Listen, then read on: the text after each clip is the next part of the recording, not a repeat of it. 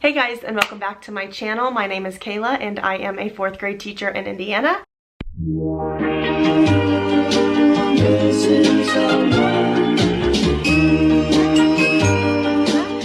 Today I am going to be doing the Why I Love Being a Teacher tag by Chronicles of Teachertay here on YouTube. He is awesome. I discovered him a couple of months ago, and if you're not following him, stop what you're doing right now and go subscribe to him, because he is absolutely amazing. If you are like ever in a bad mood or you just need positivity or something like that, go watch one of his videos and your mood will completely change.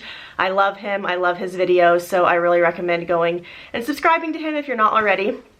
So he made up this tag and he asked, I think there's 5 questions that I'm going to answer, and a lot of other teachers are doing this here on YouTube, so I will link the playlist down below if I can find it, and you can go view all of those videos as well. I'm sorry, there are 4 questions that he asks, not 5. So I'm going to be answering these 4 questions for you, and let's get right on into the video. Alright, so the first question is 5 things that I love about being an educator. So I would have to say 1, the students, 2, the students, 3, the students, 4, the students, and 5, the students. Okay, but in all honesty, the students are obviously the best part about being a teacher. I couldn't imagine my job without them, obviously, but if I wanted to give you guys a little bit more ideas of why I love being an educator, the second one would be, it gives me a chance to be creative. I like to think of myself as creative, and being a teacher gives you that outlet to be creative. You can try new things, you can take risks, so I really like that being a teacher helps me with my creative outlet. The third reason is seeing students grow or master skills that you are going over. Obviously that kind of goes along with the students again, but I just love to see them like get it. Like they're like, oh my gosh, like I understand that now. It's just the best feeling in the world to know that you as a teacher had an impact on them growing. The fourth reason is that every day is different with being an educator. Literally no day is ever the same, and I love that because you just never know what's going to happen that day, or what a student is going to say, or what they're going to do to make you laugh. It's just always different, and that is good for me because, I don't know, it's just spontaneous and risky, so I really like that every day is different. And the fifth reason is the people that I get to work with. Obviously, the ultimate goal for all of us is to see the kids succeed and to see them grow. So it's nice to work with people that share the same common interest when it comes to seeing the kids succeed and doing everything we can as teachers to help them reach their goals. So the next question is one thing I would say to a new teacher.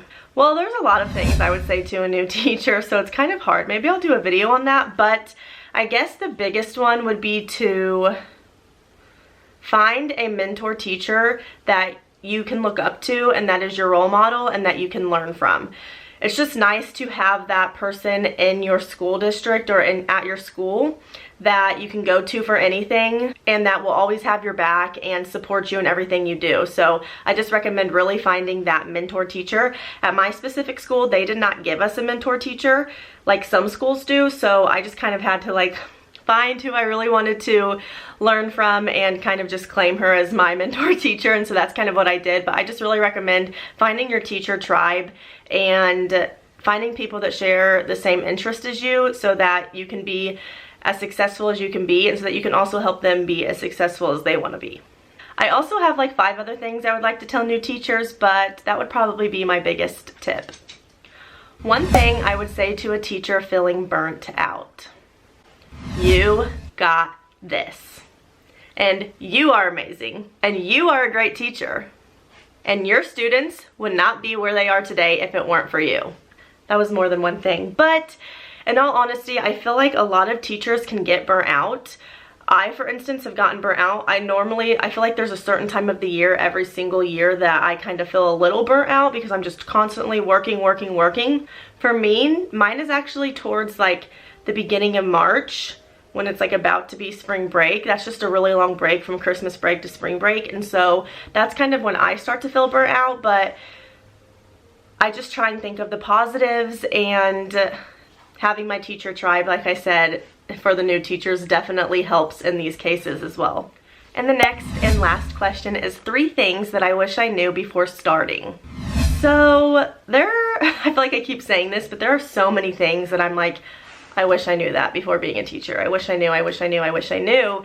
And it still would not change anything or anything like that. But there are just certain things that I'm like, wow, I did not learn that in college. The first thing would probably be that respect is not given, it is earned. And that kind of goes not only to your students, but also to your coworkers. So my very first year of teaching the older kids, so 4th graders, I really wanted to just like be their friend. Like that was my main thing that I was like going after, because I wanted to build a relationship with them. And so I felt like I was trying too hard to be their friend and not hard enough at being their teacher. So I quickly realized that they didn't respect me. So then my next year, I turned the switch a little bit and I did a lot of things different. And my class and my year went by so much more smoother because I got that respect and I gained that respect from my students. So that kind of helped with the classroom community as a whole. So I would definitely say just gaining that respect from your students.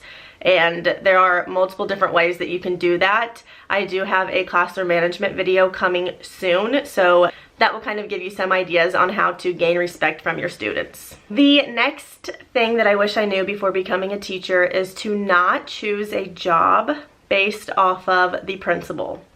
So I say this because I chose a job based off the principal, and the principal ended up leaving the next year. So I would never, I don't know why I did that, but I just really loved the principal so much that that's why I chose that specific school, and then he ended up leaving. So with that being said, make sure that you're choosing a job based off of the district, the people that you're working with, the school, what they believe in, their mission statement. Make sure that you're choosing it for the right reasons and not for a principal, because in my case, principals don't stay. I've been at 2 schools and I've had 3 different principals already, so I just would never choose a job again based off of a principal.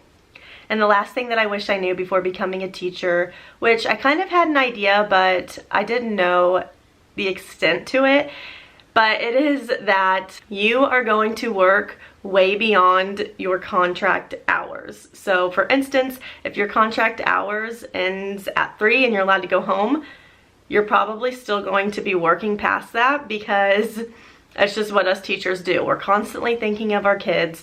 We're constantly thinking of the next great lesson that we can plan. We're constantly thinking about how to improve our classroom management skills. We're constantly thinking about how to improve our classroom to make it more beneficial for our students. We're just constantly thinking of ways to be better as educators. And like I said, I had an idea of that, but I didn't know how much we actually work outside of contract hours. And so that is it.